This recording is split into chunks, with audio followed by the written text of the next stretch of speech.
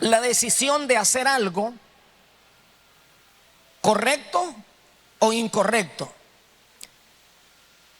Colocar la vida moral, espiritual en orden, es esa decisión que Dios lo habilitó para tomarla, ¿verdad? Para decidirla.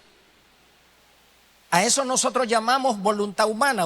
Usted tiene voluntad humana, ¿verdad? Y Dios lo habilitó para decidir. Qué lindo eso, que Dios lo habilitó para decidir. Hay otra cosa que tengo aquí escrita que la llamo la verdad y la mentira detrás de la historia. Y quiero dejar esto en el contexto de la historia que nosotros conocemos como la historia de Cristo, contada desde la resurrección, desde el nacimiento, la muerte, la resurrección. Y allí hay una historia que ya usted la miró desde la actuación, pero la ha leído, la ha escuchado, la ha visto en películas. Pero esta historia tiene dos lados o dos caras, contada desde una mentira y contada desde una verdad vivida.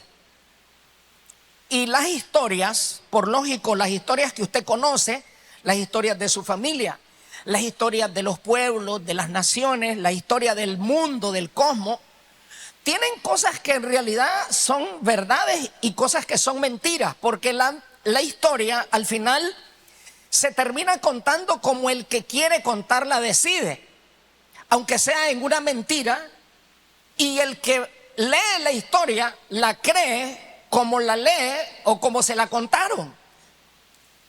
Pero no es lo mismo conocer la historia de Cristo contada desde una historia o vista desde una película, como conocer la historia de Cristo desde una revelación divina.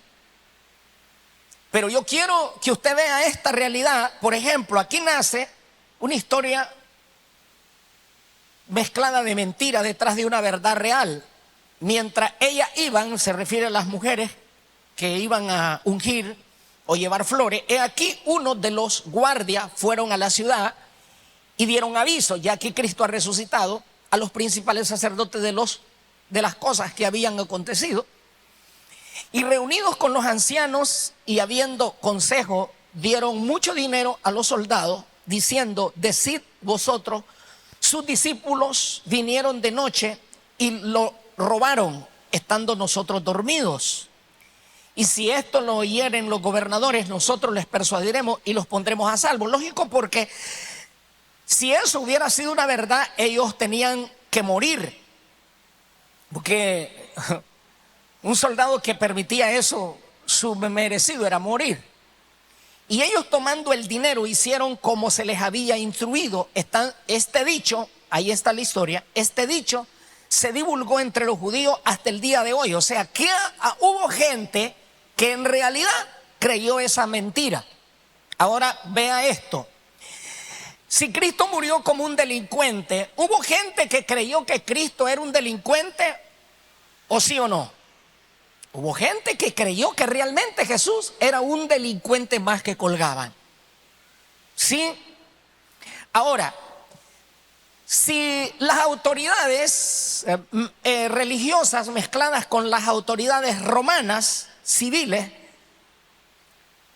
sacaron en Facebook, en Twitter, en Instagram y en todas las plataformas sociales de su tiempo, que los discípulos se habían robado el cuerpo de Cristo, ¿hubo gente que creyó esa mentira o no la creyó? Hubo gente que creyó.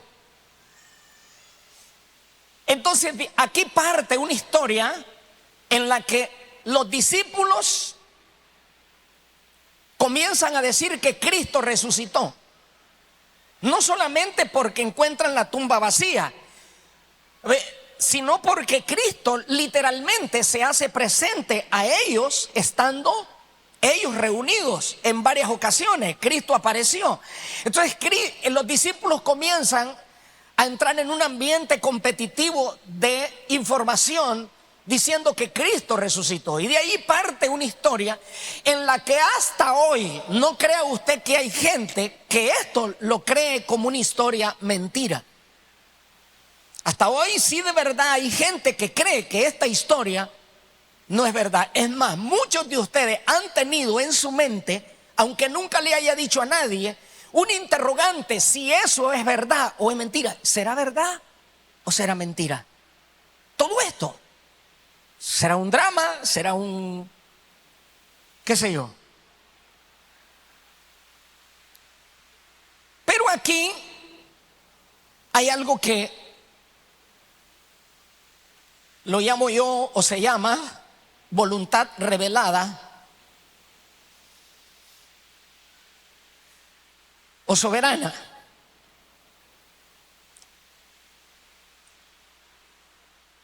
Dice este versículo: caminó un poco,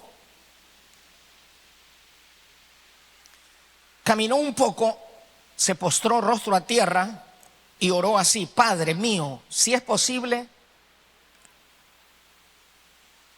no me dejes tomar esta copa, sin embargo, no hagas lo que yo quiero, sino lo que tú quieres. Aquí está la voluntad soberana, en el que en esa voluntad soberana de Dios hay cosas que yo no las entiendo. Si yo digo que yo entiendo todo esto de la voluntad en su soberanía, no lo entiendo en realidad. Alguien me pudiera decir que en realidad entiende todo el asunto de la salvación, no lo entiende todo. Porque no me diga usted que usted entiende bien cómo es eso que Jesús, para salvarlo a usted y a mí, decidió hacer morir a su hijo. Yo no lo entiendo. Porque yo no daría ni un hijo mío, es más, ni un primo, para que se salve a alguien que no es nada mío. Preferiría que muriera otro que no es ni mi familia. ¿O no? Lo humano. Pero aquí Dios, en su voluntad divina y soberana, decide, y Jesús en su humana carne, Él dice: habrá otra forma para salvar al mundo. Si hubiera otra, Señor, encontrala. Pero si no es eso, yo quiero hacer tu voluntad. Es ahí la voluntad del Hijo. Y aquí hay una cosa muy fundamental. Grave es esto: los hijos. ¿Hay algún hijo aquí? Solo uno. ¿Hay algún hijo? ¿Hay algún hijo de su papá, hijo de su mamá, que es hijo de alguien? ¿Y algún hijo de Dios habrá aquí? Y ahí hay más hijos, son raros. Hay más hijos de Dios que hijos de papá y mamá. ¿De dónde salieron? Pero lo que quiero dejarle es esto: ningún padre camina buscando la voluntad de su hijo. Es el hijo que debe de caminar buscando la voluntad del padre. Grave es eso. Ningún padre camina buscando la voluntad del hijo. Son los hijos los que deben de encontrar la voluntad del padre. Y aquí por eso usted lee en la Biblia Jesús buscando la voluntad de su padre. Hágase tu voluntad. Y usted va a leer repetitivamente en la Biblia: esta es la voluntad de mi Padre, yo hago la voluntad de mi Padre, el que me conoce a mí conoce al Padre. Porque siempre Jesús, lo que Él buscó fue hacer la voluntad del Padre. Y en esta voluntad está la resurrección como parte de la voluntad del Padre revelada, no solamente contada como historia, sino la voluntad del Padre es que Jesús muriera y resucitara, pero que esa voluntad revelada desde la resurrección se trasladara a usted y a mí. Y aquí hay un fundamento escritural impresionante. Esto dice Cristo, escuche esto: porque he descendido del cielo. Hace unas semanas atrás estábamos predicando sobre el Verbo encarnado, ¿cierto? Que este es una historia, es como esto que estamos viendo ahora, es como la segunda parte del Verbo encarnado. ¿Alguien entiende? Es como la segunda parte, es como el seguir del Espíritu en la palabra. Y Jesús dice: porque he descendido del cielo no para hacer mi voluntad. sino la voluntad del que me envió. Ahí está Jesús diciendo, yo vine a hacer la voluntad del que me envió, del Padre. Y esta es la voluntad, explica, y esta es la voluntad del Padre. El que me envió, dice nuevamente, que todo lo que Él me diere, no pierda yo nada. Wow. ¿Usted sabe lo que eso significa? Dice que todo lo que Él me dé, yo no pierda nada. Otra cosa, sino que lo resucite en el día postrero. Habla de resurrección. Y esta es la voluntad del que me ha enviado. Vuelve a decir que todo el que ve al Hijo y cree en Él tenga vida eterna, y yo le resucitaré en el día postrero. Tres cosas que son la voluntad del Padre, que se cumplirán como parte de su voluntad revelada. No se perderá nada de lo que es de Él. Levante sus manos y diga, como parte de la voluntad del Padre y del Hijo, diga conmigo, es que todo lo que Dios le da al Padre y es de Él, es de Cristo, no se va a perder nada. Ahora, ojo,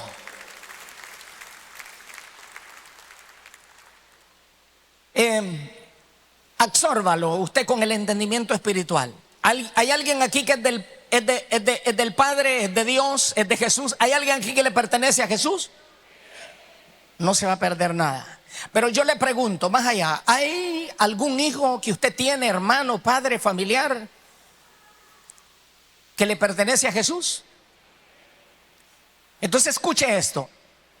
Todo lo que le pertenece a Jesús no puede perderse nada. Nunca saque de su boca y diga, eso está perdido, mi hijo está perdido. Nunca diga, mi papá está perdido. Nunca diga, mi mamá está perdida. Nunca diga, mi familia está perdida. Saque de su lenguaje que está perdido, porque le voy a decir una cosa, usted estaba perdido, pero como está bajo promesa de que el Padre le entregó todas las cosas al Hijo, usted no puede perderse. Y Jesús dice, la voluntad del Padre es que lo que Él me da no se pierda nada. Es más, muchos de ustedes se han salvado hasta en contra de su voluntad misma, de la suya, a la fuerza, al reempujón, como he escuchado un canto de esos que son raros. Sí. Otra cosa que aparece aquí como parte de la voluntad revelada, y eso es lo que Dios quiere que sea, es que usted resucitará en el día postrero. No se alegró. No es el gato, es usted. No es una mascota, es usted. Usted va a resucitar. Usted tiene vida. Otra cosa que aparece aquí como parte de esto es que usted no solo va a resucitar, usted tiene vida eterna. Vida eterna. Usted es inmortal, de acuerdo a la promesa de Cristo. La resurrección le garantiza, la resurrección de Cristo a mí me garantiza que no me voy a perder, que me va a resucitar y que voy a tener vida eterna. Ahora, esto que yo le estoy diciendo tiene un asunto. Es el peligro que usted no crea esto como una verdad absolutamente revelada del Padre. El peligro que tiene, a ver, lo que está aquí en peligro no es la resurrección de Cristo, porque la resurrección de Cristo ya fue hecha. Lo que está en peligro es que no es que Cristo muera, ya Cristo murió. Lo que está en peligro es que usted deje de creer en esa verdad, o que usted no la entienda, o que usted no la crea, y que usted crea más la mentira del enemigo en su mente y no la verdad de Dios. ¿Por qué? Vea lo que ya se daba para el tiempo de Pablo. Capítulo 15 de Corintios, el versículo 12 dice: pero si se predica que Cristo resucitó de los muertos, ¿cómo dicen algunos entre vosotros que no hay resurrección de los muertos? Porque ya había gente que dentro de la misma iglesia, para el tiempo de Pablo, ya había gente que predicaba en contra de la resurrección de Cristo. Porque ya había gente que había creído a las mentiras que ya se habían dado detrás de la verdadera historia de que Cristo había resucitado. Entonces ya había gente que dentro de la misma iglesia decía: es mentira, los discípulos se lo robaron. Y había gente que creía. Y sigue diciendo Pablo: pero si se predica que Cristo resucitó de los muertos, ¿cómo dicen algunos entre vosotros que no hay resurrección de los muertos? Porque si no hay resurrección de los muertos, tampoco Cristo resucitó, dice Pablo. Y si no resucitó, vana es nuestra predicación, vana es también nuestra fe. Es decir, está diciendo Cristo, la fe de los creyentes, su vida, su fe, su fundamento, no está en otra cosa más que en la resurrección de Cristo. Si Cristo resucitó, tu fe es real. Si Cristo no resucitó, estamos fritos. Y somos hallados falsos testigos de Dios, porque hemos testificado de Dios que Él resucitó a Cristo, el cual no resucitó. Si en verdad los muertos no resucitan, porque si los muertos, vuelve a decir, no resucitan, tampoco Cristo resucitó. Y si Cristo no resucitó, vuestra fe es vana, aún estáis en vuestros pecados. Ahora, ojo, tus pecados, ¿hay alguien aquí que cree que sus pecados fueron perdonados? 10%.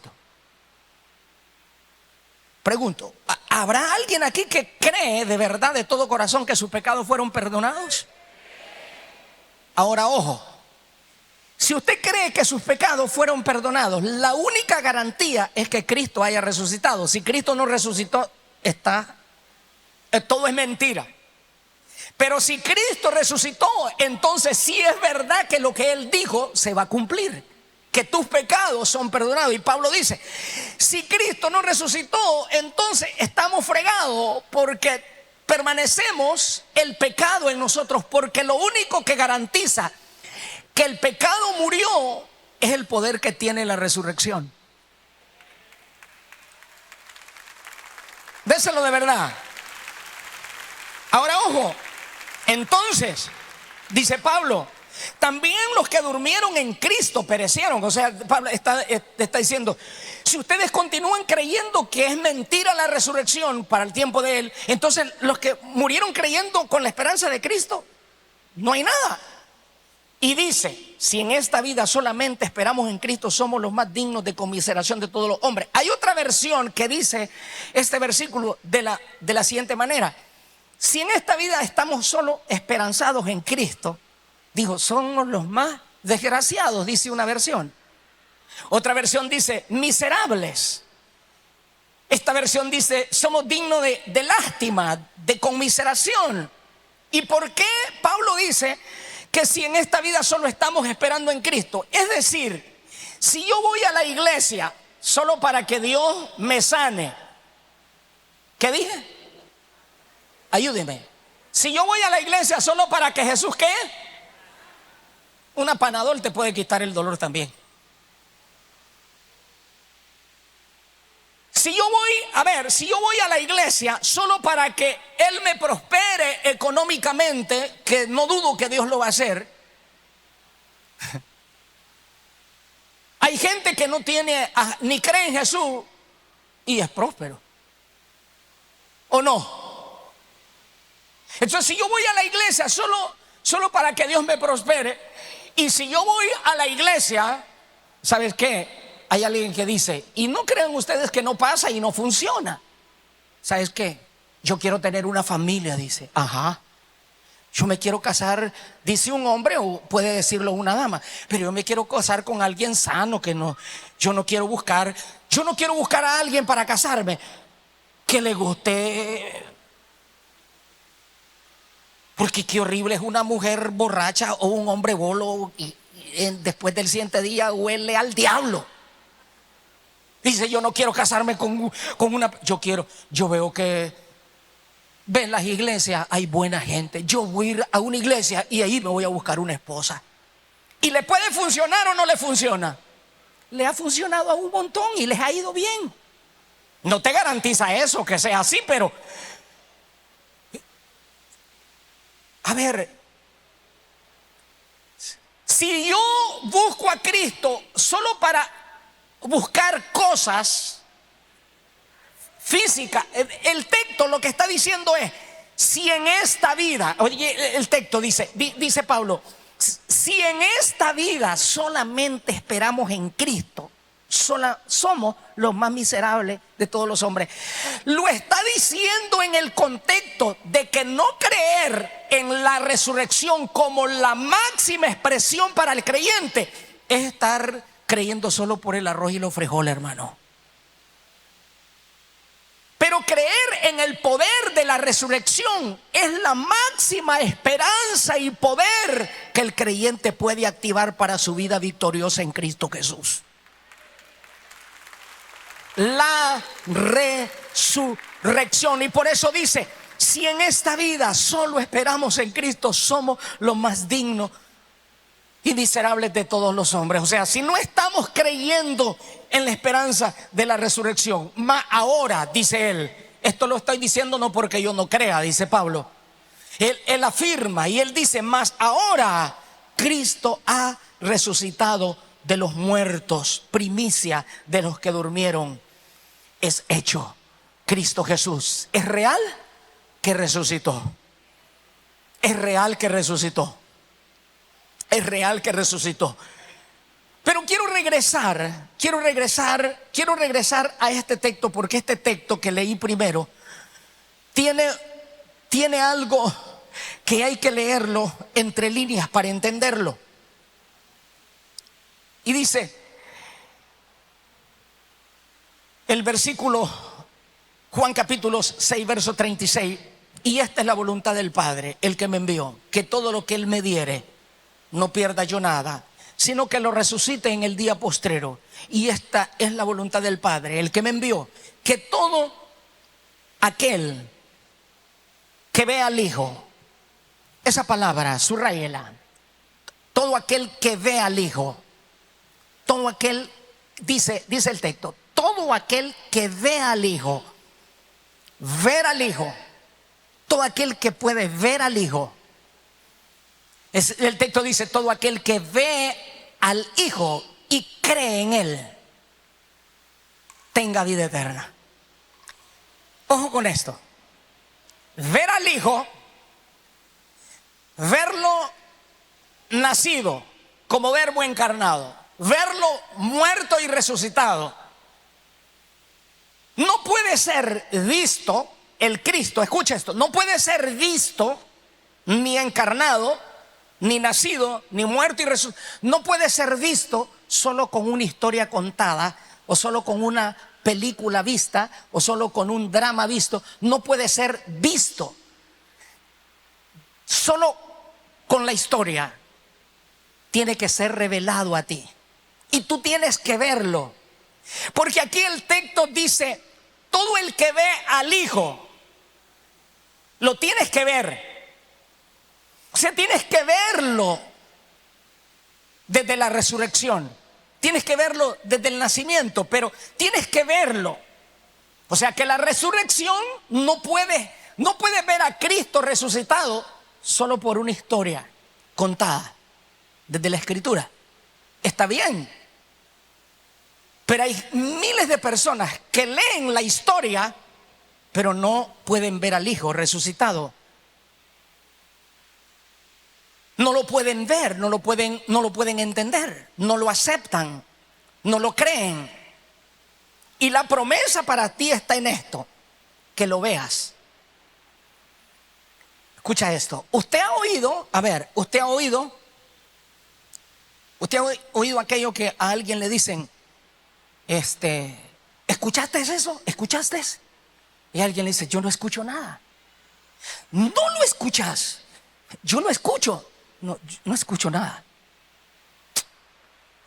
¿Usted ha escuchado aquello que alguien le dice, se le dice algo a alguien y le dice, están tratando de ver un objeto largo, a larga distancia, y alguien que tiene buena la vista le dice, ¿mirás aquello tú? Y él dice, ¿dónde? Allá está. Yo no lo veo, dice. Ahí está, míralo, míralo.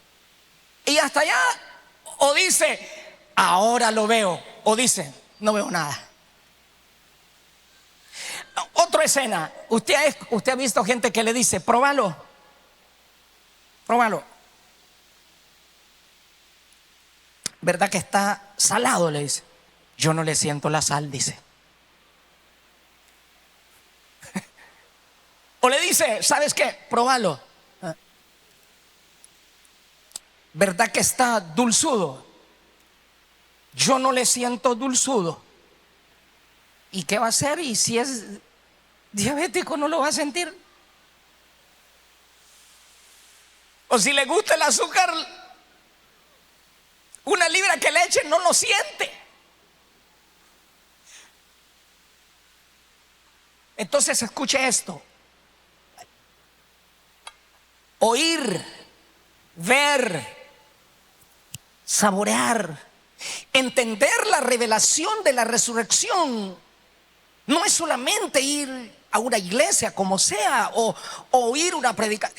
Es que lo tienes que ver, lo tienes que oír, lo tienes que entenderlo, tienes que aceptarlo como la realidad vivida para ti, porque de ese depende tu resurrección, depende tu vida eterna, y de eso depende el perdón de tus pecados, de eso depende la victoria eterna de tu vida.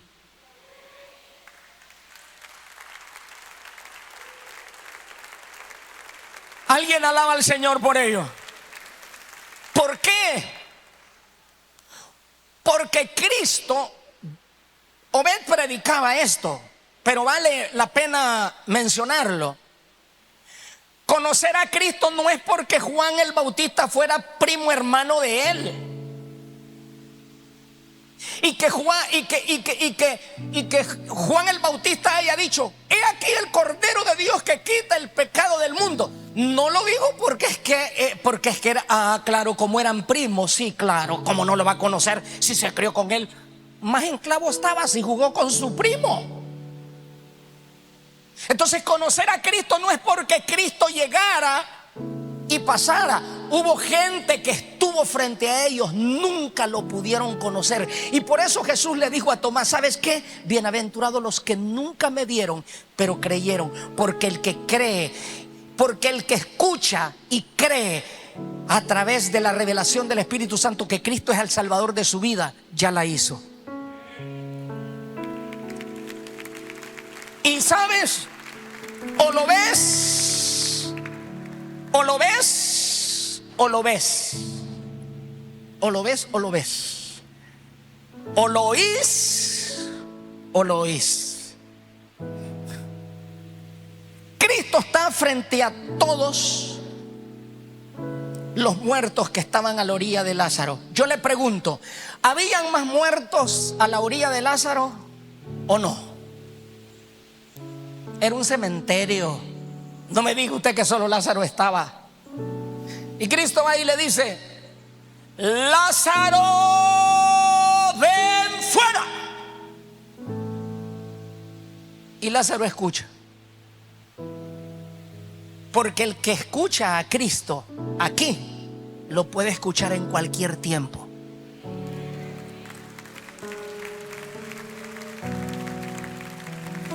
El que ve a Cristo aquí obrando lo puede ver en cualquier circunstancia. El que ve a Cristo estando en buena salud lo puede ver enfermo. El que ve a Cristo enfermo lo puede ver sano. El que ve a Cristo estando con escasez de recursos lo puede ver cuando tiene en abundancia. El que no ve a Cristo no lo puede ver en la circunstancia que esté, nunca lo va a poder ver ni oír. Pero aquellos que pueden oír y ver a Cristo lo pueden oír y ver en cualquier circunstancia. Y yo te digo, la voluntad del Padre es que todos lo veamos. Y Jesús dijo, esta es la voluntad del Padre, que el que puede ver al Hijo, Él es de vida eterna. O lo ves o lo ves. Y que en esta mañana las cosas que no se han revelado a tu vida se revelen hoy a través del Espíritu Santo. Pastores, gracias. Si Cristo resucitó, todo lo que creemos es real. ¿Sabe? Estamos viviendo una temporada en nuestra sociedad en el que distinguir la verdad de la mentira es costoso. Nunca habíamos sido expuestos, mire, nunca habíamos sido tan expuestos el mundo hacia ser confundido qué es verdad y qué es mentira como en este tiempo. Visto desde todos los ángulos, entonces seguir sosteniendo la verdad de la palabra se hace un desafío de fe para los creyentes que va más allá de cualquier información que tengamos. ¿Sabe que ahora con el asunto de la inteligencia llamada así artificial, se hace tan difícil saber qué de todo esto es verdad y qué de todo esto es mentira? ¿Alguien está de acuerdo conmigo? Entonces, si usted está de acuerdo con eso y usted lo entiende, usted tiene que saber que está en un grave peligro de ser confundido o propagar cualquier mentira si usted no tiene cuidado, o creerla o obsesionarse. ¿Por qué le digo esto? Porque en medio de todo esto, ahora, entonces la verdad que usted cree de Dios, solamente hay una cosa que la va a sostener: es la revelación dada por el Espíritu Santo a usted, que va más allá de cualquier información.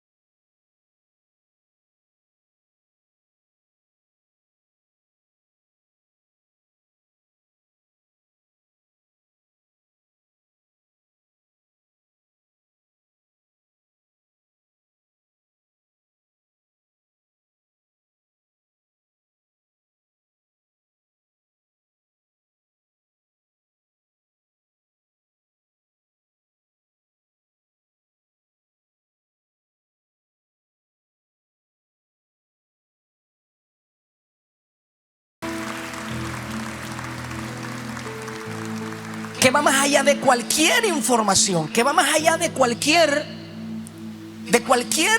cosa que usted conoce. Ahora escuche esto. Y lo que yo a usted le dije, yo le dije, o usted ve a Cristo resucitado, o lo ve resucitado. O usted cree en esa absoluta voluntad del Padre, que era resucitar al Hijo, y que todo lo que Él le dé al Hijo resucite. O usted lo ve o lo ve. Porque Israel, el pueblo de Israel, o su pueblo, antes de Cristo, hubieron muchísimos momentos en los que Dios siempre quiso que el pueblo creyera que para los que creen en Dios hay eternidad. No sé si lo entendió. Dije, para los que creen en Dios hay eternidad. Yo le pregunto, ¿qué cree usted que andan haciendo allá ahorita en la luna? ¿Qué cree usted que andan haciendo en Marte, en miércoles, en jueves? ¿Qué cree usted que andan haciendo? ¿Usted cree que andan buscando cebollas?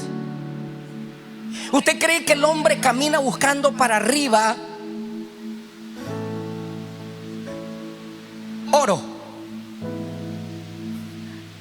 El hombre siempre sigue soñando algún día encontrar la forma de perpetuarse eternamente, pero eso solo lo pueden obtener aquellos que han aceptado la absoluta voluntad del Padre de que Cristo resucitó.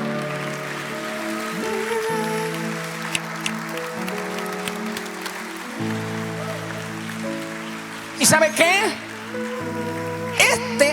Este simbolismo para el pueblo, en el momento que el pueblo de Israel peca, no voy a leer eso porque creo que si lo ha leído en la Biblia sabe que no es una farsa, ¿no? O un cuento.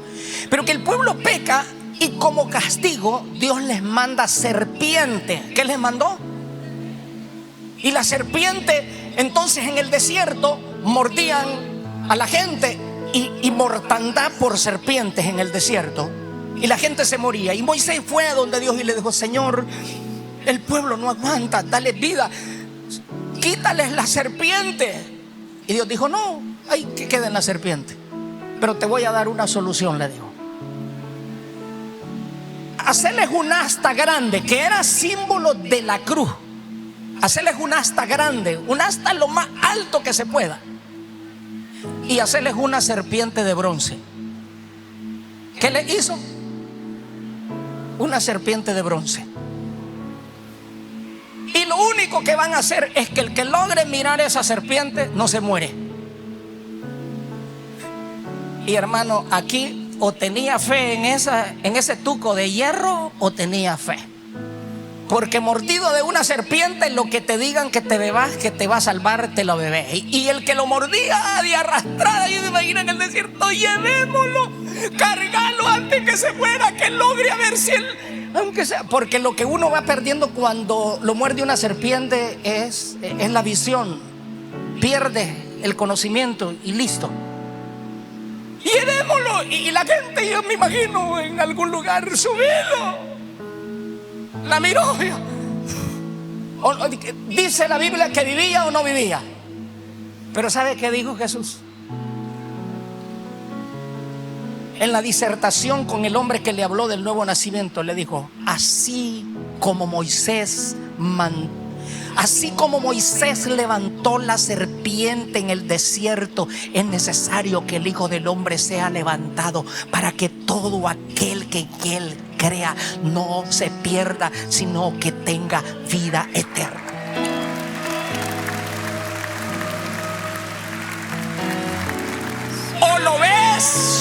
O lo ves, pero te cuento, ya no está en la cruz.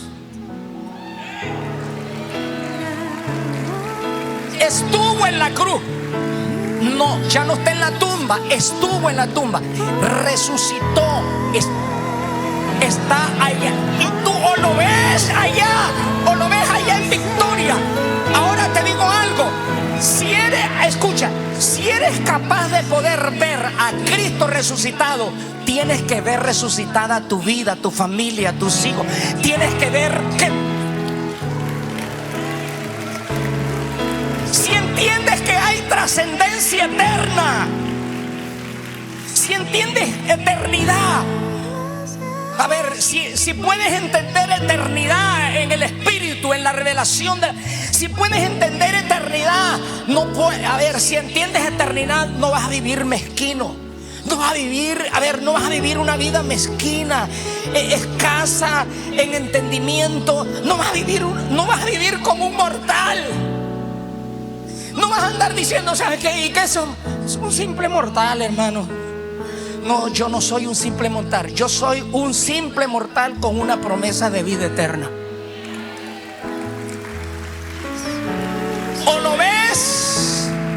O lo ves.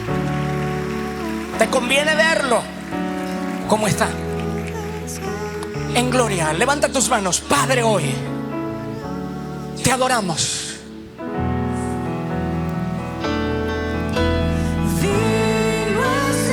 Digno es el Señor.